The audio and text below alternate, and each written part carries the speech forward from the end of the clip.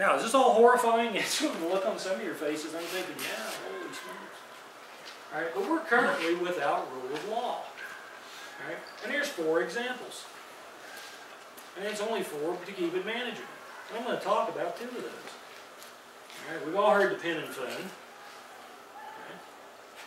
We've all seen the immigration issue down there, and that ranges from Matt Bracken going, holy smokes, we're being invaded, and I can't really disagree with it, all the way through anything else you want to pick out. But this Citizens United, if you don't know how this works, and that ties into the 3rd bullet, is that was a case that says corporations are people and money is speech. Corporations are people and money is speech. What that in effect means is, flat out means, you can give money directly to politicians. Okay? Where that's going to go is the Senate.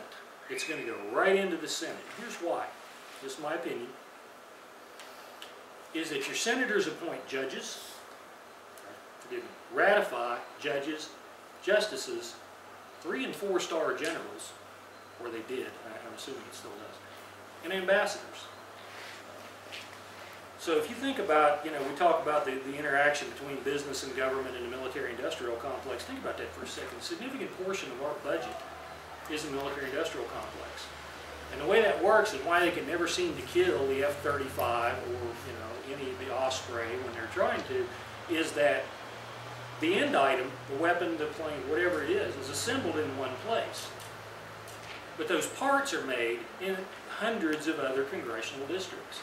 So you're not talking about shutting down the Osprey factory in Texas, you're talking about shutting down production lines all over the country.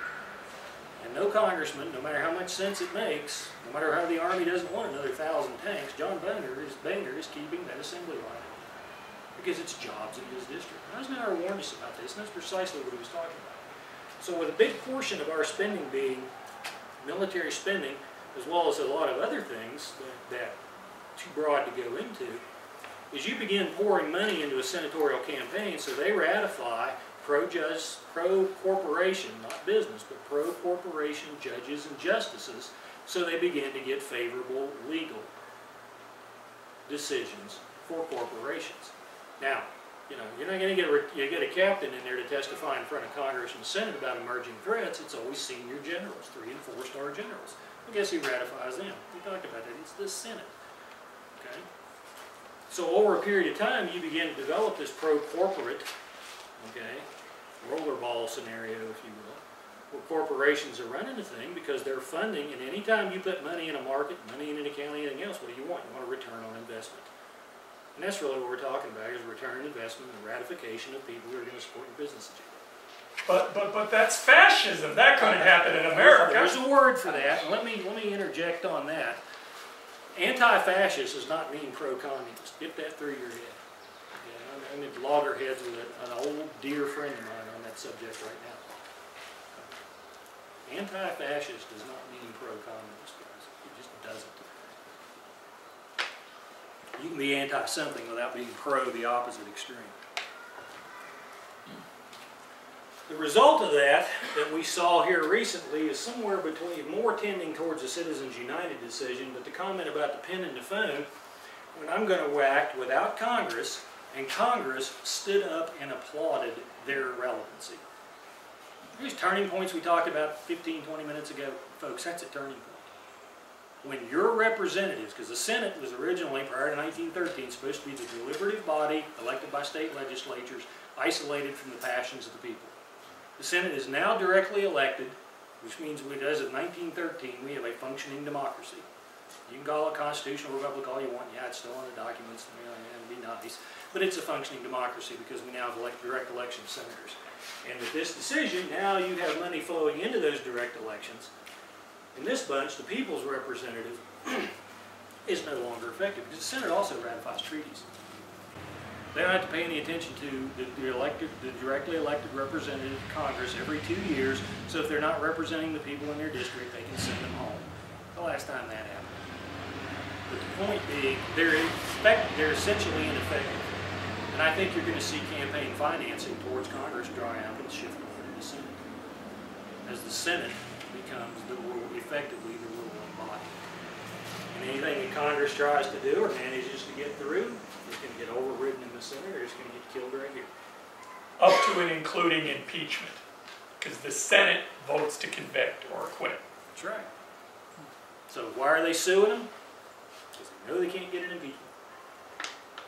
And frankly, I think from a pragmatic political standpoint, the midterm elections coming around, that's probably the wrong answer anyway.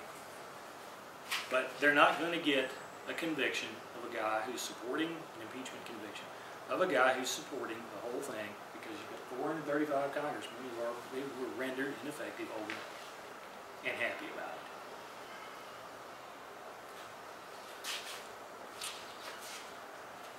Yeah, it's a little scary.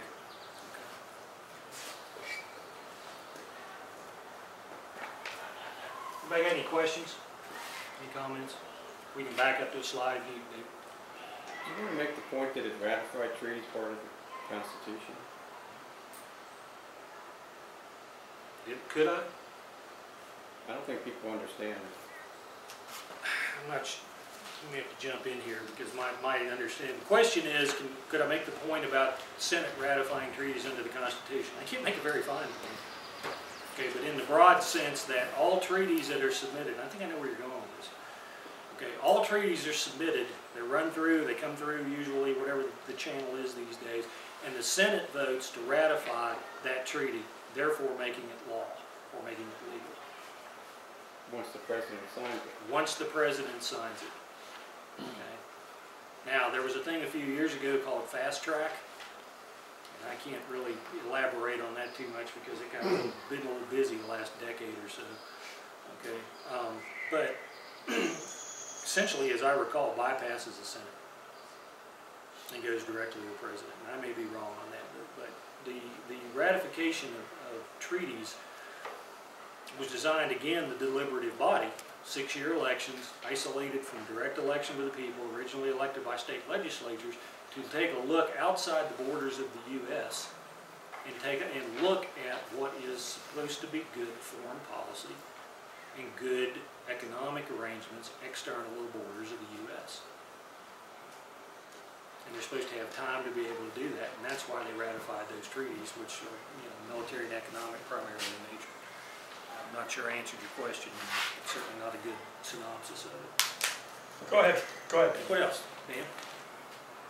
Well, technically, okay, if a treaty is ratified that says something or provides for something that is unconstitutional, okay, that treaty is not constitutional and is unacceptable. And this comes up with things like UN treaties about gun rights and things like that. When the treaty process was originally put in the Constitution, the thought was this: what if the United States makes a trade agreement with France? You cannot accept that treaty and then have Massachusetts say, well, I'm not going to be part of that treaty. So that's why in the Constitution it specifically says once a treaty is ratified that it supersedes state law. Because in those days, the concept was that the only reason for us to have treaties was for economic reasons and things of that nature. And so you couldn't have individual states butting against an overall policy of the government. However, if you sign a treaty that provides for something that is directly unconstitutional, that treaty is unconstitutional and will not be part of the Constitution. I had this discussion, a long discussion with Professor Robert Levy of the Cato Institute about this specific subject. And he made a very definitive statement that you cannot, a ratified treaty that is unconstitutional is not ratified and not part of the Constitution. But once it's signed by the president, until it gets going through the court system, it is in place. Well, the remedy is the legal remedy, and that, of course, is where the difficulty comes in. So what would happen is, let's say the UN Small Arms Treaty is ratified. It's unconstitutional according to the Constitution. Someone or some group or something at that point makes a federal case of it by filing a federal a federal lawsuit.